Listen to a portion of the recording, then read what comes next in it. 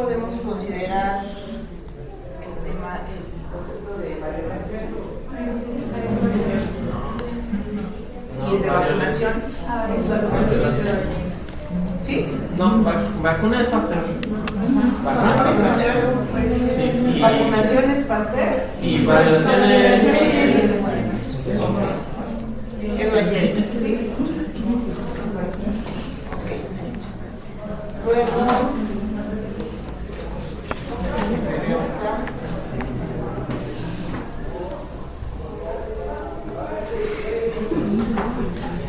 a ver, los conceptos.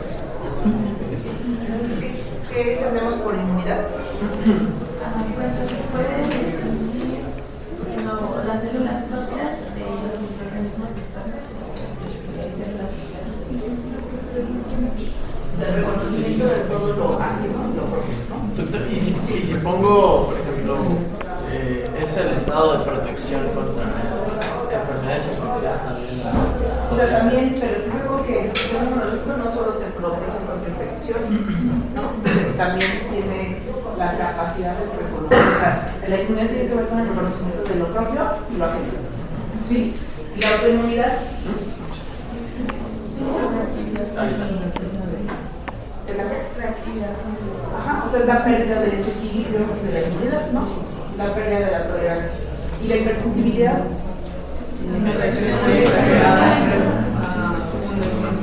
O sea, ¿es una respuesta inmunitaria? Sí. Pero es muy exagerada. Es muy exagerada. ¿Y qué diferencia tiene entonces hipersensibilidad de autoinmunidad? La autoinmunidad es hacia antígenos propios y la hipersensibilidad es a antígenos externos. Ok, muy bien. ¿Y la atopia? La predisposición o herencia a tener alergias. ¿Sí? A ver, esta imagen, ¿quién me lo explica?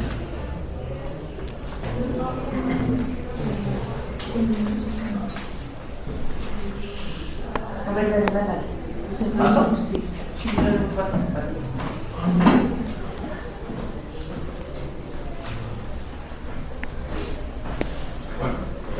Aquí nosotros vemos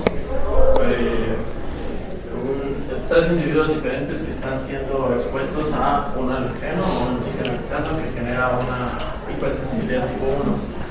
Y aquí básicamente lo que refleja es cómo un hospedador que no muestra sensibilidad, pues prácticamente no muestra síntomas alérgicos, y esto se refleja con la presencia o carga de inmunoglobulina E, que es la encargada de esta hipersensibilidad tipo 1. Conforme más se sensibiliza este hospedador, más cantidad de inmunoglobulina E va a generar, y esto también tiene que ver con una respuesta inmune adaptativa, porque conforme aumenta conforme hacemos exposiciones repetidas, estas inmunoglobulinas van a ser cada vez, generar una respuesta cada vez más fuerte y más rápida. Entonces conforme nosotros vemos un hospedador, por ejemplo, hipersensibilizado, pues vemos la cantidad de inmunoglobulina E, la carga es mucho mayor, entonces esto se traduce en síntomas alérgicos mucho más evidentes que, por ejemplo, el hospedador con menos inmunoglobulina E. Y así mismo lo explicaré. ¿Por qué dijiste que era una hipersensibilidad tipo 1? Porque estamos hablando de inmunoglobulina E, básicamente. Y porque está hablando de síntomas externos. ¿Y por qué hay pacientes? ¿Todas las personas forman inmunoglobulina E? Todas. Sí. Entonces todas las personas son alérgicas. No. O sea, no. Es que no todas las personas van a montar una respuesta errónea a los alergenos, porque los alergenos están en todos lados. O sea, puede ser el polen, puede ser el polvo, puede ser incluso hasta había leído mientras estudiaba este fin de semana que la hipersensibilidad tipo 1 es una respuesta que el sistema inmune puede llegar a interpretar como la invasión de un parásito. Entonces monta una respuesta muy similar al que montaría cuando se genera una infestación o una infección parasitaria.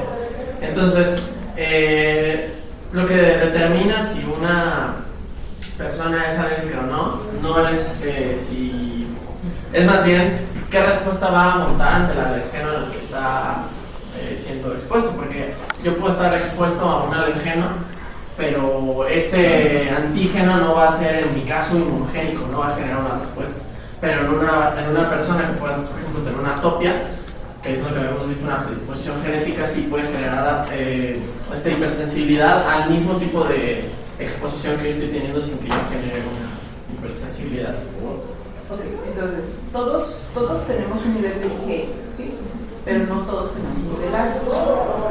No todos tenemos predisposición alérgica. O sea, si ustedes empiezan y le preguntan a sus papás si tienen alergia, pues también no las tengan, o al menos no estén documentadas. Entonces, para que una persona sea alérgica, bueno, tenga síntomas de alergia, necesita tener la predisposición, necesita haber sido expuesto, necesita formar IgE por arriba de los niveles normales del IgE.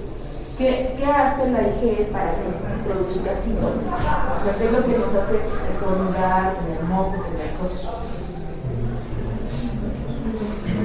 Una interacción cruzada con los mastocitos y el señor, o sea, bueno, se unen opsonizan estos antígenos, alergenos, y los mastocitos y los eosinófilos tienen un receptor para la producción cristalizable de este anticuerpo. Entonces se unen y hacen una interacción cruzada, es decir, se une el alergeno no se une directamente al mastocito, sino que se une a la IgE y la IgE posteriormente se une al mastocito o a la célula eosinofílica. Y ya estos, por ejemplo, los mastocitos principalmente, cuando generan esta activación, van a liberar histamina y otras sustancias vasodilatadoras que van a generar una salida de líquido, la extravasación de los vasos, también van a generar producción de, pues sí, como son sustancias vasodilatadoras, generan esta respuesta básicamente de extravasación y entonces congestión, de moco. Entonces, exacto, se necesita unir, primero la exposición. Cuando una persona está expuesta se llama sensibilización. O sea, yo me expongo, o sea, un paciente no puede ser alérgico o IgE de nuevo. O sea, tienen que haber sido expuestos para que se exponga y a través de las exposiciones se forme más IgE, que se va a pegar los antígenos, y entonces, ahora sí, el mastocito y el vasófilo se activan y se degranulan y producen histamina, glucina, triptasa. Y con eso se forman los síntomas. Entonces, a más utilización, normalmente va a haber más síntomas, más alergia. ¿Ok? Muy bien, listo. Vamos a otra. Estas ya las vimos. ¿Cuál va a ser la producción de cuerpos?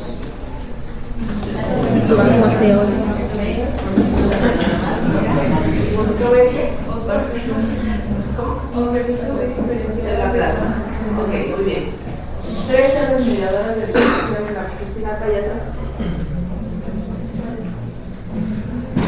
Atrás, más o menos. La última fila me tiene que gustar. Células de la inflamación. Mastocito, ok, aunque esa es su directa, díganme otra. Todavía más importante que el mastocito. Neutrófilos, otra. Sí, también, otra. Otra, bueno. O sea, los neutrófilos sí, pero ¿qué sigue después de los neutrófilos? Son muy importantes. ¿Cuál? Macrófagos. ¿Qué significa PAMS? Patrones moleculares asociados a daño. O sea, roba por Dime, que nos Andrea, 3 funciones del complemento. Opsonization,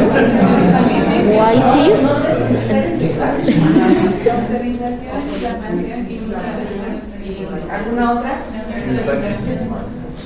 ¿Cuáles son las vías del complemento? la anímica o pathway, the alternative pathway, alternative pathway. A ver, ¿qué activa la vía? A ver, ¿qué activa la vía?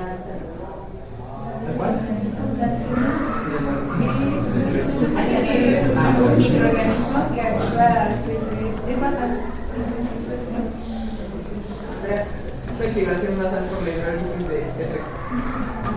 ¿La clásica? Ok. Las lentinas son capaces de contestar. Ah, ya se cerró.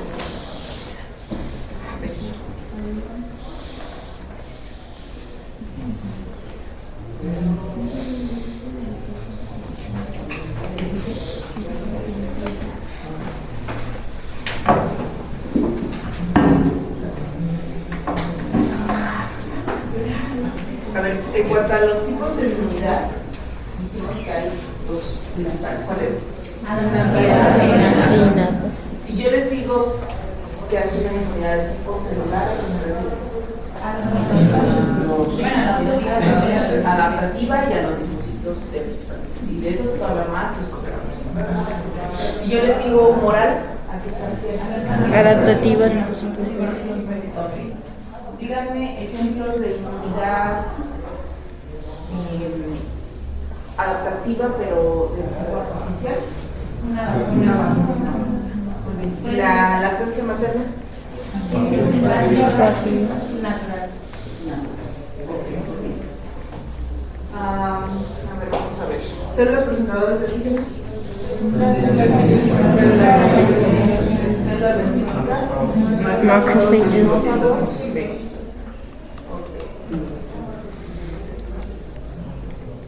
¿A qué se refiere este imagen? A la Diferenciación de los Diferenciación de los linfocitos. ¿De dónde se diferencia? ¿Se acuerdan que empiezan por ser negativos, todo negativo? Los va diferenciando hasta terminar en las vías más alrededores, que son, ¿a qué me refiero cuando digo CD4? Helper. ¿Al qué? Al cooperador. Y cuando digo CD8, A un citotóxico.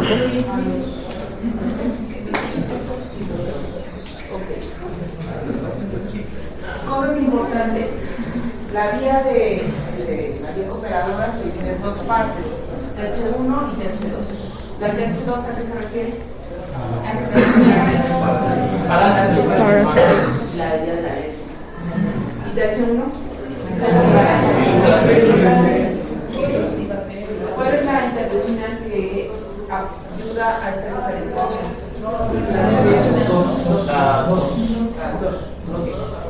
Acuérdense que la vía 1, sus principales citocinas, interferones o interferones, gamma, beta, factores de efecto tumoral, y las interleucinas que están más relacionadas aquí. ¿Cuáles son las interleucinas más relacionadas en la vía TH? En la vía de inflamación. La 2, la D, pero sí, ¿qué más?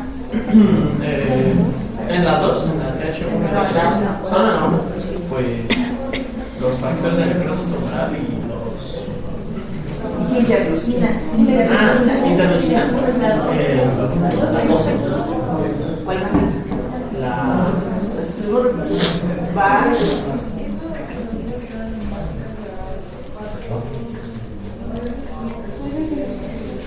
Las que están relacionadas con inflamación y fiebre. La 1, la 6, ¿ok? La 1, la 6, la 12, la 2. Todas esas son de inflamación. Y luego, TH2 se refiere a protección de parásitos y alergias. Por lo tanto, ¿qué células están mediando? Macrocitos, basófilos, obviamente IgE. Interleucina 4, 5, 9, 3 son las relacionadas con alergia. ¿Sí? ¿Cuántos anticuerpos conocemos? 5. A ver, cosa.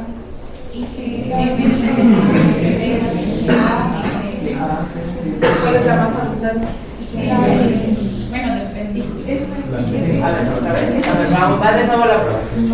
¿Cuál es el anticuerpo más abundante? IgG. ¿Y esas? Era el 15% de IgG 1, 2, 3, 4. ¿Cuál es el único anticuerpo que pasa la barrera placental? IgG. ¿Cuál es el anticuerpo que primero se produce en las inyecciones? IgM. ¿Cuál es la vida media de la IgG? No. ¿Dijo vida media del IgG? Wow.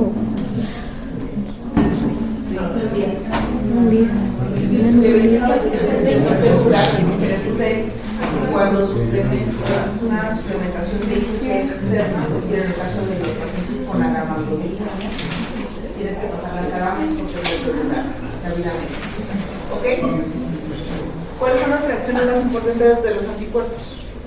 ¿Cómo se le llama? Menos así. ¿Cuál es la que hace modificaciones genéticas? La constante. La constante no. No es la que hace. La constante, la necesita va a ser. La que cambia es esa. No es la que se adapta a los epítopos. O sea, la de. En donde están los equipos pues son los CR, ¿no? Entonces, que. Sí, o sea, esta parte, la reconocimiento, esta es la que cambia. Es que vimos en inglés que la que cambiaba en el cambio de Es clase. para el cambio de isotipo. No, es para el cambio de isotipo. Y no para la variabilidad de recetas. Sí, ok. Ok. A ver, entonces quedamos que el linfocito B va a producir anticuerpos. El linfocito B tiene ¿es o no es una célula presentadora? Sí, es una célula presentadora. ¿Quién le presenta? ¿Con quién hace este Arteco operador? Porque si estos dos no se hablan, la respuesta no es adecuada. O sea, sí se pueden formar anticuerpos, sí puede funcionar el proceso Arteco operador, pero no da una respuesta adecuada. Entonces recuerden, ¿para qué funciones tienen los anticuerpos? Neutralización. Neutralizar, activar la fagocitosis, o sea, por observación, y activar el complemento. Acuérdense que ya vimos el linfocito T, que pues, va a hacer una respuesta, incrementar la respuesta inflamatoria y activar los macrófagos para que lleguen al sitio de infección o de lesión o así, ¿no? Los citotóxicos, ¿para qué me sirven principalmente? Células tumorales Tumorales y pues también, ¿no? Ok. Y algo muy importante que no se les debe olvidar son los linfocitos T reguladores. Porque sin ellos, ¿qué pasa con estos diabetes? Autoinmunidad principalmente. ¿Cuáles son las vías principales de la regulación? A ver, interleucinas. 10. La 10. ¿Y qué más? ¿Qué otra molécula es muy importante para la regulación?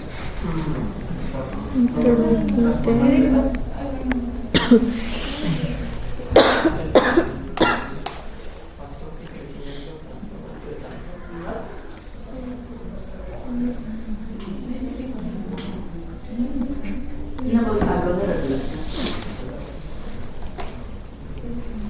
Sí, hablan de la mencionaron varias veces. Acuérdense, el FOXP3 es muy importante para la regulación. Acuérdense que entonces IgG se va a subdividir. ¿Y cuáles son las que son más para que ataquen más bacterias? ¿Cuál de las supresas?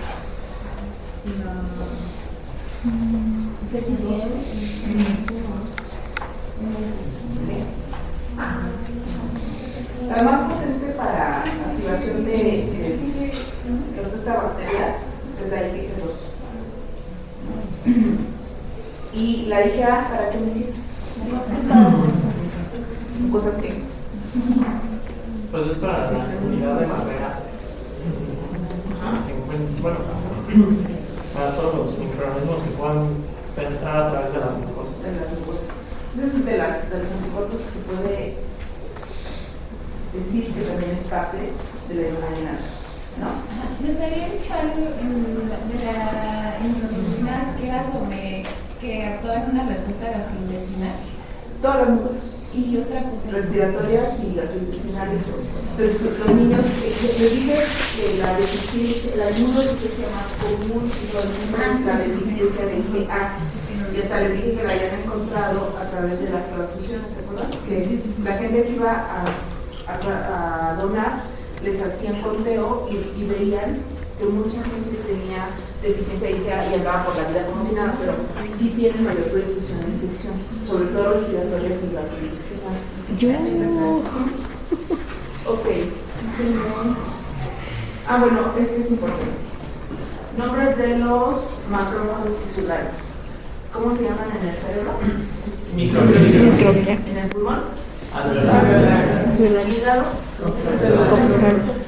Copper. Mesenteliales. ¿Y de las articulaciones? Células. Ok. Del fagolisosoma, fagocitosis, a veces lo acabas de ver, que creo que quedó bastante claro, puede decir que se va a formar los eutropos, se forma el fagolisosoma, y aquí lo muy importante es que funcione lo de está adentro, porque si no funciona, esas células hacen esponjosas, grandotas, pero no forman granulomas, ¿se acuerdan? Entonces, tiene que funcionar perfectamente bien esta bomba, que puede ser independiente o dependiente de peroxidasa, por eso que se forman radicales libres que hacen que estalle la célula, en este caso la bacteria, que se comió un fagocito. Entonces, si hay una mutación a nivel de cualquiera de estos factores, no se va a producir esta lisis celular. Ok, este es de forma general.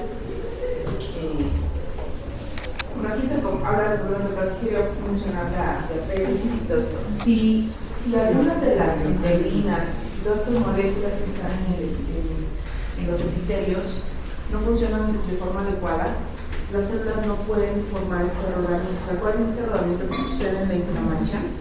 Entonces, si esas moléculas están pegaditas aquí, entonces le sirven a las células para irse agarrando y rodando.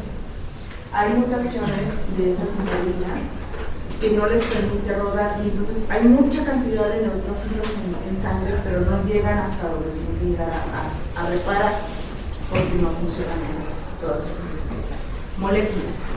¿Se acuerdan de Zika, BK, todas estas, las integrinas que son las que forman hacen este rodamiento? Entonces tiene que formar este rodamiento para que salga la célula y pues vaya al sitio donde le están hablando, que está principalmente por la opsonización de los anticuerpos o del mismo complemento. Estos son como resumen del complemento. Moléculas que incrementan la permeabilidad, la contracción del músculo liso y la degranulación son todas las fracciones A. Entonces C3A y C5A. ¿Sí? Las que hacen opsonización, C3. ¿Sí? Y el MAC se forma a partir de C5 a C9. Okay. Y esa es la imagen, el resumen de que para fagocitar es mucho más eficiente cuando está marcado con un anticuerpo y con el complemento. Lo hace mucho más activo. ¿Ok?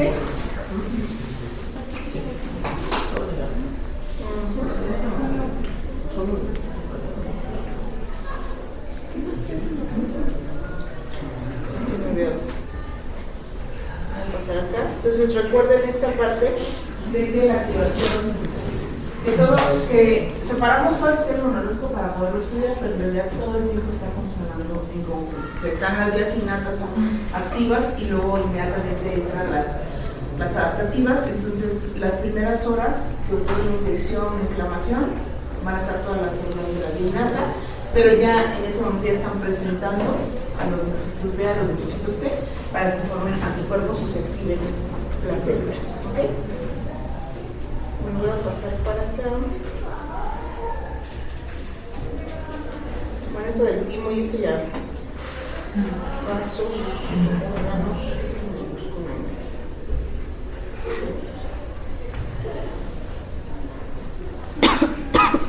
a ver, ¿ya vieron esto? ¿Qué importancia tiene? ¿Qué les dice esa imagen? Pues eso es la inmunidad que se genera en los antígenos que pueden entrar a través de las mucosas. Ajá. Bueno, ahí es tejido linfoide asociado a las mucosas. Y en la imagen de la derecha, donde están las biologías intestinales, pues muestra todo ese conjunto de elementos que participan, ¿no? Por ejemplo, las células M, que son las que se encargan de, junto con las dendríticas, captar los antígenos que están ahí en la mucosa intestinal, y entonces ya la célula M los internaliza y ya en las placas Pierre, las células dendríticas, las presentan a los linfocitos T vírgenes, y ya cuando los activan pues ya pueden generar una respuesta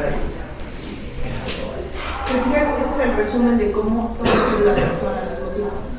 O sea, aquí ven el macrófago, ¿no? Ven células dendríticas, ven linfocitos, entonces al mismo tiempo se están activando prácticamente todas las vías, ¿no? Luego,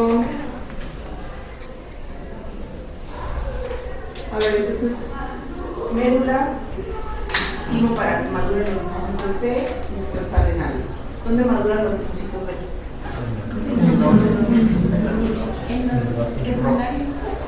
en la médula los B.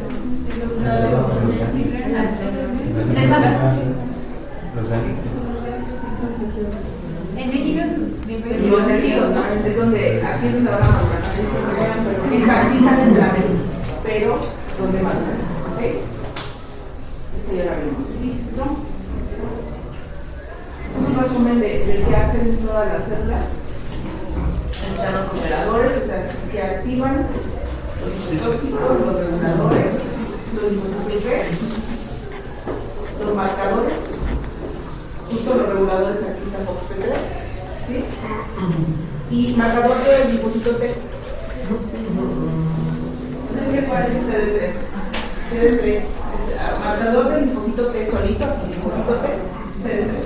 Marcador de cooperador, CD4, marcador de citotóxico, CD8, marcadores de linfo B, CD19, 20, 23, Aquí está el porcentaje que está en sangre, el porcentaje que está en los ganglios linfáticos y en el vaso. ¿Okay? Luego, me veo.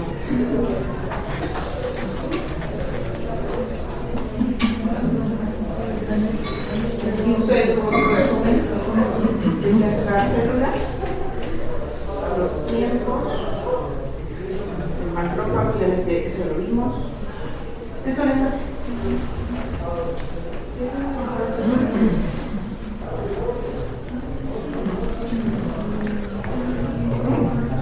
Son los europolos. Acuérdense que es como un platillo. Ayer la imagen que le pusieron al videito es como un bracket, ¿sí o no? Sí, acá es como un bracket. Bueno, entonces, justo aquí lo que quiero que vean es, ¿se acuerdan que decía? La célula que más, o sea, obviamente el autólogo lo hace, pero la célula más potente para toda la información, aparte de su general, que es el que lo manda, que obviamente el linfocito T cooperador, es el macrófago.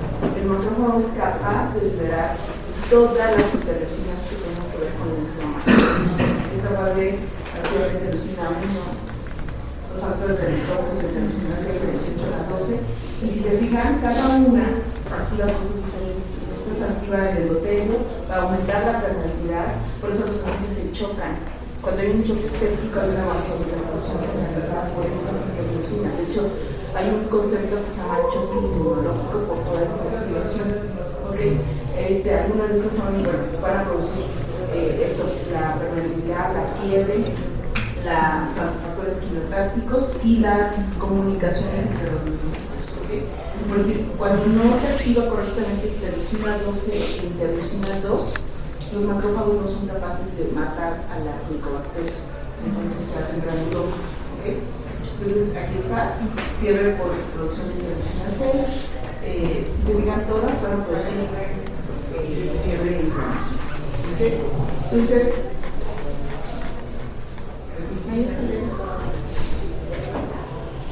funciones principales de los macrófagos: 1. Fagocitosis de microorganismos y algunas células.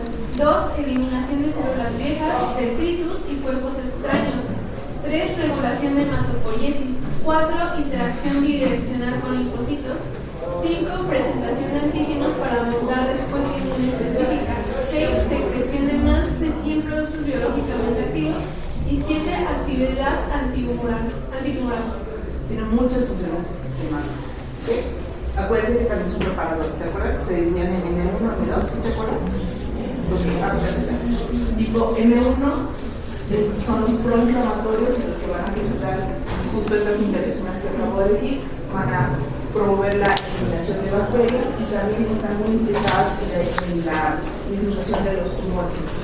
Y la M2 normalmente va al revés, esta es proinflamatoria y esta es antiinflamatoria. ¿Sí? Y esta lo que va a producir principalmente la vía antiinflamatoria, pues es interleucina 10, ¿no? Y esto va a producir una regeneración y angiogenesis. ¿Okay? Los macrófagos tienen mucha relación con las respuestas a la respuesta tipo TOR. Y ahora voy a ver, tengo una imagen por aquí. O sea, ahí tengo una imagen de todas las células con todos los receptores del macrófago, incluidos los receptores. Los neutrófilos, esta es la célula, puede ser la célula más abundante, ¿sí? Y es la célula que más va a estar identificada cuando hay un daño, es la primera que llega.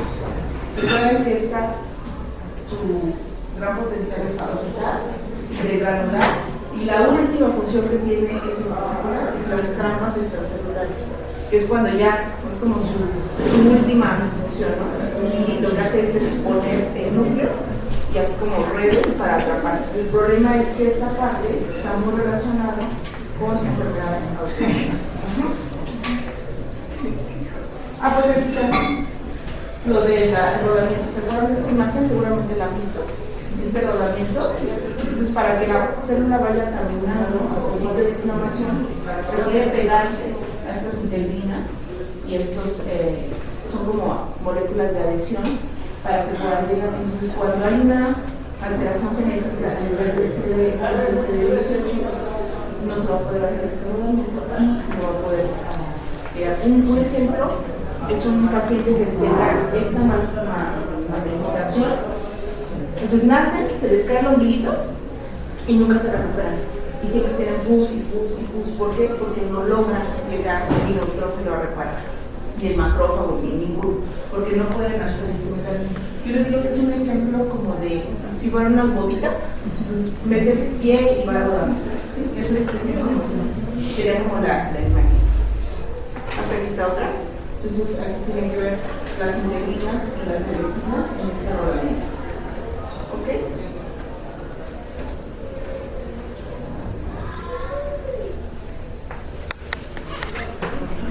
Son justamente el NET, que se llama netosis, que es justamente esta proyección para tratar de parar, atrapar a ciertas células, y les digo que estas están más relacionadas con enfermedades autoinmunes.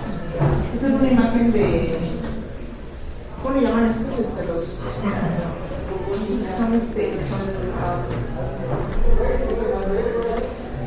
Las fotografías que se hacen hacia el nivel molecular. O sea, esta es una célula real. O sea, para que vean las redes como las desprenden.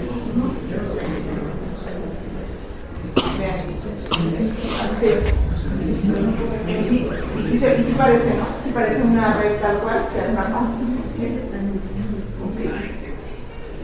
Bueno, aquí les pongo ejemplos de enfermedades reumatosas, por ahí la mencionaron, pero aquí es una susceptibilidad donde no pueden hacer favorización cuando no funciona, y entonces no logra desactivar a las bacterias, y los pacientes que granulomas es una enfermedad inmunológica. Normalmente el ligada X, ¿qué significa que sea ligada X? La transmite, sí. La mamá al hijo varón. Y aquí está el NAT otra vez, que es lo que se forma como lisosoma para el trayecto respiratorio. Entonces, cuando no funciona eso, ocurre esto de acá. ¿Ok? Bueno, creo que ya lo vimos. Ahí les dejo lean esta presentación, es como un resumen de todo. Ya en teoría pues ya tienen que intentarlo, porque no he puesto los míos. Aquí está en la célula. Ya. Este es un neutrófilo, mirar cuántos receptores tiene. Receptores tipo 2, 4, los factores, vean esta célula dendrítica, ¿cuántos tiene? El macrófago, el monocito. Entonces, si se fijan, ¿cuál es el reporte más de los receptores tipo TOL? El 2 y el 4, ¿no? Porque son casi todas pueden con las bacterias. Porque, ¿cuáles son los tipos TOL que son para virus? ¿Dónde? A ver, de ahí, ¿dónde ven los 3 y el 9? Las células dendríticas. En el monocito. En el macrófago y en el monocito. Entonces, el macrófago